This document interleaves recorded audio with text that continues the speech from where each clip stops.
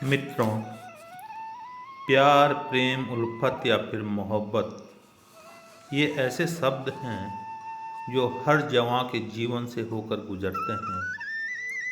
भाग्यशाली हैं वो लोग जिन्हें प्यार में धोखे नहीं मिलते और फिर वे अपना जीवन हमेशा सुख में गुजारते हैं। मित्रों, हर एक के माथे पर प्यार को पा लेने की लकीरें नहीं होती।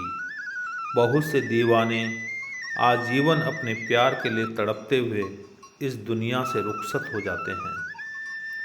मित्रों, ऐसी ही एक कहानी कुछ दशक पहले उत्तराखंड में घटित हुई। इस कहानी में सच्चाई है, मोहब्बत है, रोमांच है और है कभी खत्म न होने वाली उदासी व प्यार पाने की वेदना। मित्रों, इस एक कहानी को रोचक और रोमांचक बनाने के लिए कल्पनाओं का उपयोग किया गया है और अपने आस पड़ोस के किरदारों को कहानी में पिरोया गया है। मित्रों, कुछ दशक पहले की बात है। गंगोत्री हर्सिल की घाटियों में एक चरवाहा अपनी भेड़ें चुगाया करता था। इस चरवाहा की न माँ थी और न पिता। चरवाहे के बाल्यकाल में ही उसके माता पिता हैजे की बीमारी से परलोक सिधार चुके थे। यह वह काल था जब पहाड़ी गांव में डॉक्टर नहीं हुआ करते थे। नाड़ी देखने वाले वैद्य होते थे जो अपने सीमित ज्ञान से ही मरीजों का इलाज किया करते थे।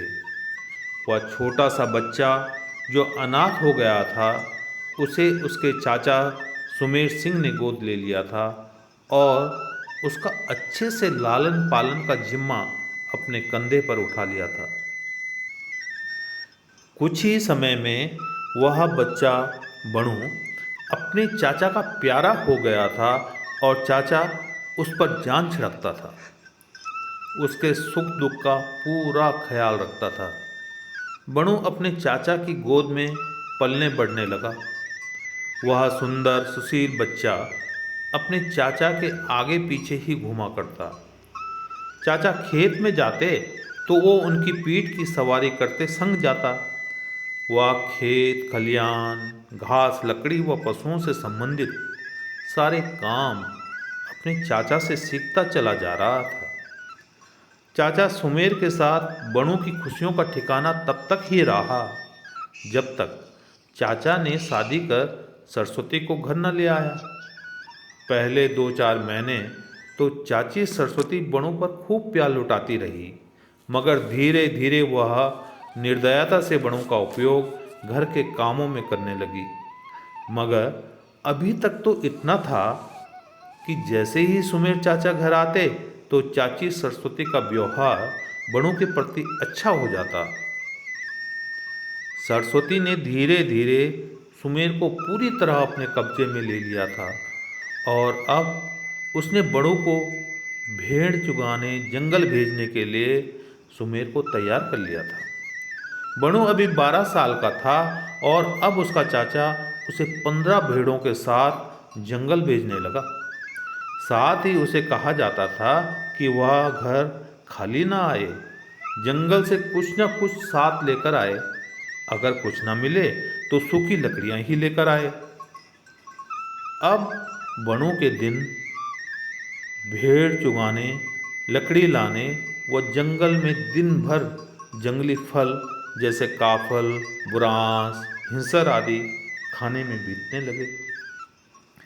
कभी कभी तो वह जंगली मशरूम को भूनता और उसे बड़े चाव से खाता।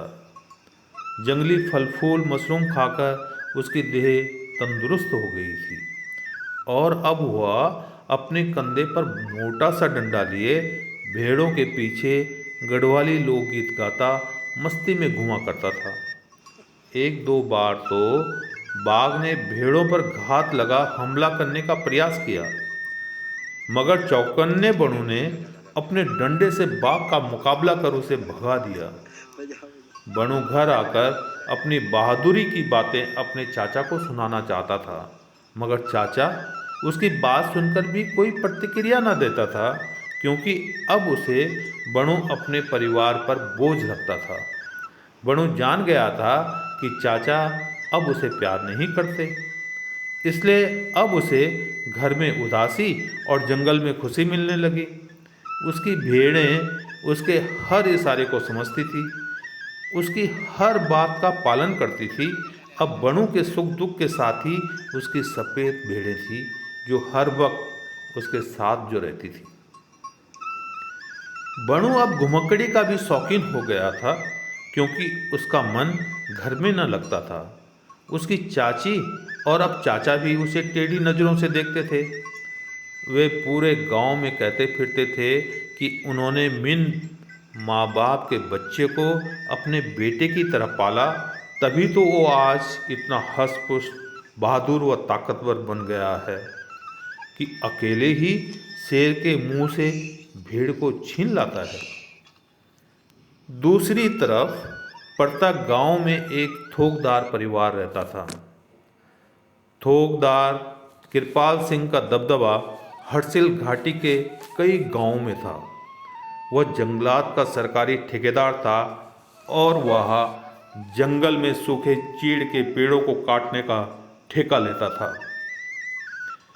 उसने अपने घर पर एक नेपाली परिवार रखा हुआ था, जो थोकदार कृपाल सिंह के घर का सारा काम करता था। थोकदार कृपाल सिंह का एक बेटा व एक बेटी थी। उसने अपना बेटा शहर पढ़ने को भेज दिया था और घर पर उसकी पत्नी श्यामा व बेटी पुरांसी रहती थी, जो गांव के स्कूल में ही पढ़ती थी। थोकदार कृपाल सिंह ज़्यादातर अपने काम से घर से बाहर ही रहता था। बुरांसी व उसकी माँ की देखभाल वह नेपाली परिवार ही करता था। गांव में कृपाल सिंह की एक बड़ी लकड़ी की नक्काशी से बनी हवेली थी, जहां बुरांसी अपने यौवन में कदम रख रही थी। बुरांसी को पता था कि उसके पिता ने उसका रिश्ता बचपन में ही मलार गांव के अपने दोस्त वीर सिंह थोकदार के पुत्र अजय सिंह से किया हुआ है। बुरांसी व उसकी माँ एक बार गांव के गंगा कौथिक में गई तो वहां उन्हें अजय सिंह मिल गया, जो अपने कुछ लफंडर से दिख रहे दोस्तों के साथ था। अजय सिंह ने श्यामा देवी के पांव छुए और फिर उसने श्यामा देवी से नज़र चुराकर एक अजीब सी नज़र बुरांसी पर डाली। उसकी लाल लाल घूरती आंखें देखकर बुरांसी डर गई और अपनी माँ का पल्लू पकड़कर माँ की आड़ में खड़ी हो गई, जिससे अजय की घूरती आंखों से बच सके। अजय नशेड़ी सा लग रहा था। यह अजय के साथ उसकी पहली मुलाकात थी और उसे वह पहली नज़र में बिल्कुल भी पसंद न आया था। वह माँ को अपनी भावना से अवगत करा देती है, मगर उसकी माँ कहती है कि उसके पिता के आगे उसकी एक नहीं चलती है। बेटी, वे जो वचन देते हैं उसे पूरा करते हैं, चाहे फिर जान क्यों न चली जाए। अब बुरांसी अधिकांशतः उदास रहने लगी। वह अपने दिल की बात उनके घर पर काम कर रहे नेपाली परिवार की हमउम्र लड़की किरण से कहती है, मगर किरण उसे उस मुश्किल से निकलने का क्या रास्ता बताती। अब किरण बुरांसी की पक्की सहेली बन गई। बुरांसी का अधिकांश समय किरण के साथ कटने लगा और फिर एक रोज़ जिस दिन उसके पिता घर पर नहीं थे, वह माँ से पूछकर किरण के साथ जंगल चली गई। जंगल में किरण घास काटने के लिए कभी एक पहाड़ी पर चढ़ती तो कभी दूसरी पर, और उधर बुरांसी हरसिल की लुभाती घाटी में अकेले ही विचरने लगी। अभी उसने एक पहाड़ी मोड़ ही पार किया था कि उसे एक पानी का विशाल झरना दिखाई दिया। ऐसा लग रहा था जैसे सफ़ेद दूध की असंख्य धाराएं आकाश से सीधा जमीन पर कोलाहल करते उतर रही हों। उस झरने को देख वह उसकी ओर दौड़ पड़ी। झरने के करीब जाकर उसने देखा कि झरने के नीचे एक विशाल चट्टान है और उसके आगे एक बड़ी सी झील है। बुरांसी मदहोशी में एक प्यारा गढ़वाली लोकगीत गाने लगी। वह कब उस चट्टान पर चढ़ गई और कब झरने के ठंडे पानी में नहाने लगी, उसे कुछ पता न चला। दूसरी तरफ किरण एक चारा पत्ती के पेड़ पर चढ़कर चारा पत्ती काटने में व्यस्त थी। इसी तरह और भी गांव की महिलाएं जंगल में बिखरी लोकगीत गाती अपना अपना घास काट रही थी। झरने के नीचे खड़े खड़े बुरांसी को अपना ध्यान तब आया जब बर्फ से ठंडे पानी के नीचे खड़ी वह ठिठुरने लगी। वह फटाफट चट्टान से नीचे उतरकर झील के किनारे हरी हरी मुलायम घास पर झरने की तरफ मुंह करके धूप में अपने बदन के गीले कपड़े सुखाने के लिए बैठ गई। और तभी एक बाघिन अपने 3 शावकों के साथ पानी पीने झील में आई। बाघिन व शावकों ने जी भर पानी पिया और फिर वे जंगल को लौटने लगे, मगर तभी बाघिन की तेज नज़र अपने में खोई बुरांसी पर पड़ गई, जिसकी पीठ बाघिन की ओर थी। तो फिर क्या था? बाघिन लंबी लेटकर बुरांसी की ओर सरकने लगी। उसके तीनों शावक भी बाघिन की नकल करते रेंगने लगे। बाघिन उस बड़ी झील में अपने व बुरांसी के फासले को पहले रेंग रेंग कर कम कर रही थी और फिर उसे बुरांसी पर हमला करना था। बुरांसी बेखबर अपने में खोई अपने को सुखा रही थी। बाघिन व शावक रेंग रेंग कर बुरांसी के काफी करीब आ गए थे। बाघिन ने जैसे ही बुरांसी पर झपटा मारना चाहा, वैसे ही सामने से बणु अपने डंडे को कंधे पर रख झाड़ियों के बीच से झील के किनारे पानी पीने पहुंचा तो उसे जवान लड़की दिखाई दी, जो सिर नीचा किए जमी को उंगली से कुरेद रही थी। उसके बाद बणु की नज़र बाघिन व उसके शावकों पर पड़ी, जो जमीन पर हमला करने की पोजीशन में थे। जैसे ही बणु ने शोर मचाया, वैसे ही बाघिन ने बुरांसी पर छलांग लगा दी। बुरांसी अचानक हुए हमले से बुरी तरह डर गई और वह बणु की तरफ बेतहाशा भागी, मगर तभी बाघिन ने उसका एक पांव अपने जबड़े में जकड़ लिया और फिर वह गिर पड़ी। बणु ने बाघिन पर छलांग लगाई और फिर भीषण युद्ध शुरू हो गया। बाघिन के शावक अपनी मां के इर्द गिर्द भागते जा रहे थे, मगर उनकी हिम्मत हमला करने की न हो रही थी। बुरांसी एक चट्टान की आड़ में खड़ी थी। उसके पांव से खून बह रहा था। तभी वह देखती है कि उस बहादुर लड़के ने अपने डंडे का एक तेज वार बाघिन की पीठ पर किया तो दर्द से वह 2-3 पलटी खा गई। फिर वह खड़ी हुई जंगल को भाग गई। उसके तीनों शावक भी बाघिन के पीछे पीछे भाग गए। बुरांसी डर कर बणु की ओर भागी और एक अनजान युवक से जा चिपकी। बणु ने उसे अपने से दूर हटाना चाहा, मगर उसने बणु को डर के मारे बुरी तरह जकड़ लिया था। बुरांसी डर से थर थर कांप रही थी। और तभी किरण व गांव की महिलाएं बुरांसी को ढूंढते ढूंढते झील के पास आ पहुंची। बणु ने अपने को संयत किया और फिर बाघिन का कथानक उन्हें कह सुनाया। महिलाओं ने बुरांसी के पांव पर अपनी ओढ़नी से कपड़ा फाड़कर पट्टी के रूप में बांध दिया और फिर वे सब गांव को लौट चले और बणु अपना डंडा ले अपनी भेड़ों के साथ जंगल की ओर चल दिया। बणु का जीवन बुरांसी से इस मुलाकात के बाद बदल गया।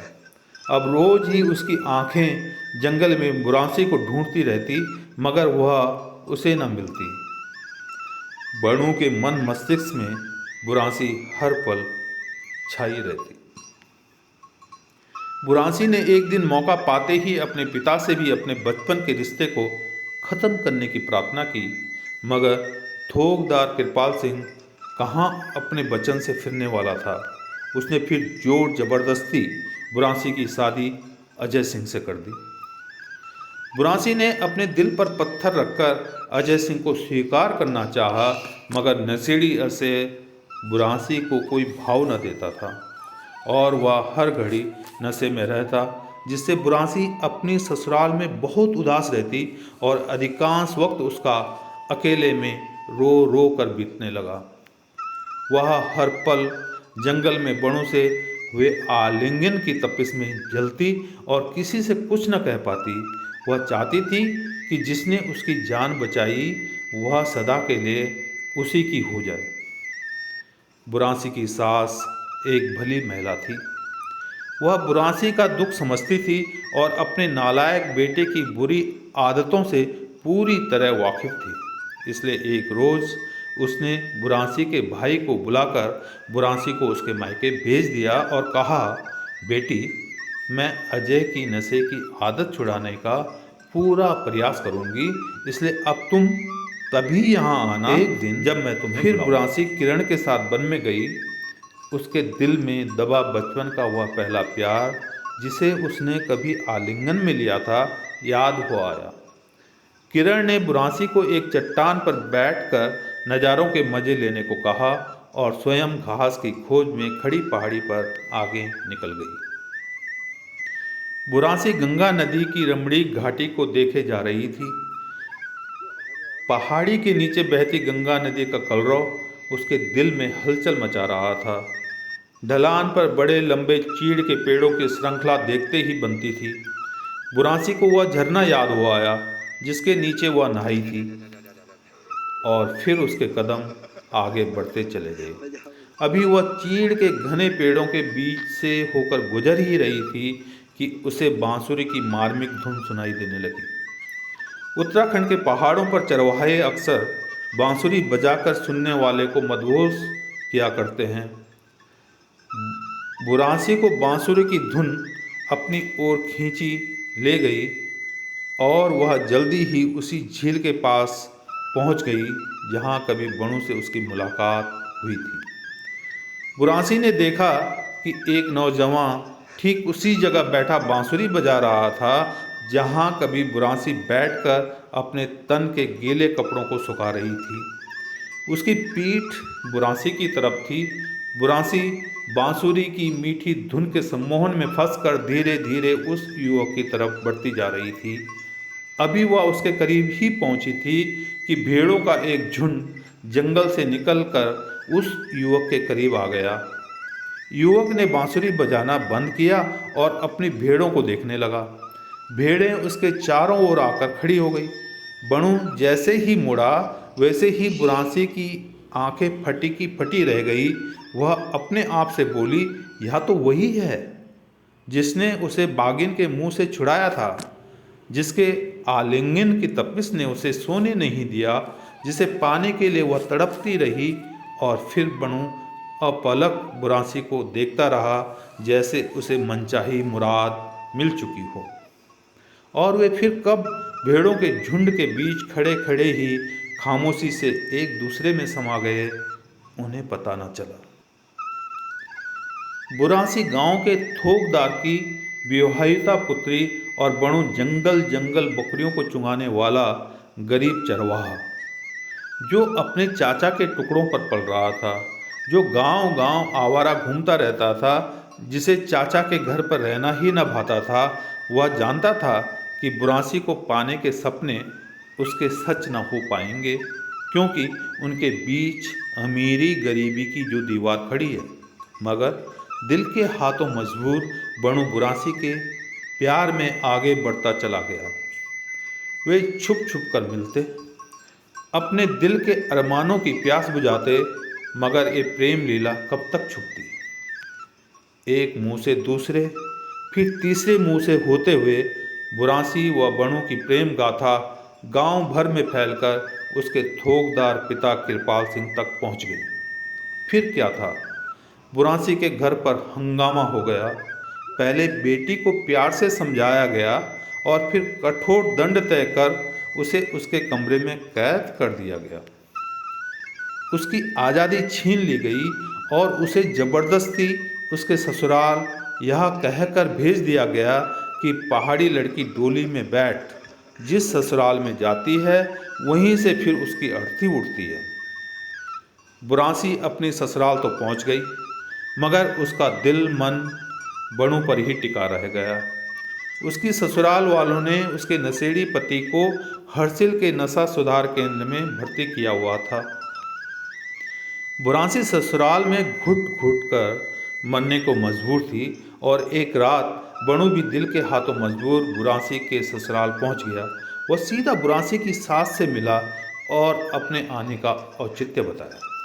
सास ने बड़ी समझदारी से बणु को वहाँ से यह कहकर रुखसत किया कि बेटा, यहाँ तुम्हारा रहना बदनामी को जन्म देगा, इसलिए तुम लौट जाओ। मैं तुम्हें विश्वास दिलाती हूँ कि मैं बुरांसी को उसके मायके भेज दूंगी, तब तुम जाकर उसके पिता से उसका हाथ मांग लेना। बणु आश्वस्त होकर वापस लौट आया और अपने गांव में उसका इंतजार करने लगा, मगर बुरांसी न लौटी। कुछ समय बाद बुरांसी का पति नशा त्याग कर वापस अपने घर लौट आया। उसकी सारी बुरी आदतें छूट गई।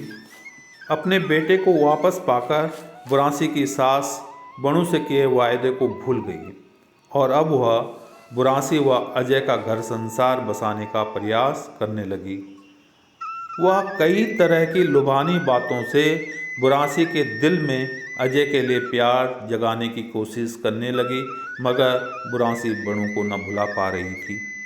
उसे अपने पति के साथ रहना बिल्कुल न भा रहा था। अजय के हाथों का स्पर्श ही उसे सर्पदंश सा महसूस हो रहा था। उसने ससुराल से मायके जाने का बहुत प्रयास किया, मगर उसकी सास ने उसे जाने न दिया। उसके चारों ओर पहरा बैठा दिया गया और ना ही उसके हठी पिता ने उसे अपने पास बुलाया। जब चारों ओर से उसकी उम्मीदें टूट गई तो उसने अन्न जल का त्याग कर दिया। बुरांसी भूखी प्यासी रहने के कारण बीमार होने लगी। वह कमज़ोर पड़ने लगी, उसकी सुंदरता खोने लगी। उधर गांव में बणु बुरांसी के बिछोह में पागल सा जंगल जंगल विचरने लगा। बणु एक दिन बांज वृक्ष के नीचे थका हारा जैसे ही एक पत्थर को आड़ बनाकर बैठा, वैसे ही उसे ठंडी ठंडी हवा के थपेड़े लगने लगे और उसकी आंखें बोझिल होने लगी और उसे गहरी नींद आ गई। बणु सपने में एक पथरीली राह पर आगे बढ़ रहा था। उस पथरीली राह पर चलते चलते उसका मुंह सूख आया था। उसे प्यास सता रही थी और वह फिर राह किनारे एक झोपड़ी में पानी मांगने चला गया। वहां जाकर उसने देखा कि आंगन में भीमल पेड़ की छांव में एक महिला पानी पानी कर कराह रही है। झोपड़ी में और कोई नजर न आ रहा था। वह उस महिला के करीब पहुंचा तो उसे वह बुरांसी नजर आई। बुरांसी की बुरी हालत देखकर उसकी आंखें भर आई और फिर उसने सहारा देकर उसे बिठाया। बणु दौड़ा दौड़ा झोपड़ी के अंदर गया तो उसे पानी का बंटा खाली मिला। वह खाली बंटा लिए झोपड़ी के बाहर आया और बुरांसी से पूछा कि पानी कहाँ मिलेगा। बुरांसी ने हाथ से दिशा दिखाकर कहा, उधर। और फिर बणु बेतहासा बंटा लेकर पानी की दिशा में दौड़ा। अभी वह थोड़ी दूर ही पहुंचा था कि उसका एक पत्थर से पांव टकराया और वह गिर पड़ा। उसके गिरते ही उसकी नींद खुल गई। वह हाँफने लगा और उसे बुरांसी की चिंता सताने लगी। बणु ने सपने की बात अपने दोस्त श्यामू को बताई तो उसके दोस्त ने उसे समझाया कि सपनों की बातें कभी सच नहीं होती दोस्त। एक रोज़ अपनी बीवी श्यामा के कहने पर थोकदार कृपाल अपनी बेटी से मिलने उसकी ससुराल जाता है तो वह अपनी मरणासन बेटी को देखकर बहुत दुखी होता है। उसे बुरांसी का खिलखिलाता बचपन याद आ जाता है और फिर वह बुरांसी को गले लगाकर फूट फूट कर रोने लगता है। वह पुरानी सभी गढ़वाली परंपराएं त्याग कर बुरांसी को अपने घर ले आता है और फिर बणु को अपने घर बुलाकर बुरांसी का हाथ उसके हाथ में दे देता है। बणु बुरांसी के हाथों का ठंडा होता स्पर्श महसूस कर उसके चेहरे को देखता है तो उसकी आंखों में अश्रुधारा बहने लगती है, क्योंकि बुरांसी की आंखें पथराने जो लगी थी। बणु को महसूस हो गया था कि अब बुरांसी न बच पाएगी, और तब बणु कहता है कि हे बुरांसी, अगर तू मर भी गई तो तू ही सदा मेरी रहेगी। मैं तेरी मूर्ति की माला बनाकर अपने गले में धारण करूँगा। हे बुरांसी, मैं ही तेरा अंतिम संस्कार करूँगा। चिता पर भी तू पूर्णिमा के चांद सी दिखेगी, और उसके बाद मैं यह दुनिया छोड़ तेरे पास सदा सदा के लिए आ जाऊँगा। बणु अपनी अर्धमूर्छित बुरांसी की आंखों में झांक कर देखता जाता है, और बुरांसी बणु को एकटक निहारती रहती है। उन्हें देखकर ऐसा लगता है जैसे उनकी खामोशी सालों की जुदाई के दर्द को पलों में समेट लेना चाहती हो। और तभी बणु को निहारते हुए बुरांसी की गर्दन एक ओर को लुढ़क जाती है, और वह स्वर्ग के सफ़र पर अपने अमर प्रेम कहानी को पीछे छोड़ आगे चल देती है। तो मित्रों, सुनिए आपने बुरांसी और बणु की अमर प्रेम गाथा। मित्रों, आपको अगर यह कहानी पसंद आई हो तो कृपा करके मेरे चैनल आशा डिजिटल क्रिएशंस को सब्सक्राइब कीजिए, लाइक कीजिए और घंटी का बटन दबाना ना भूलें। धन्यवाद। नमस्कार। जय हिंद।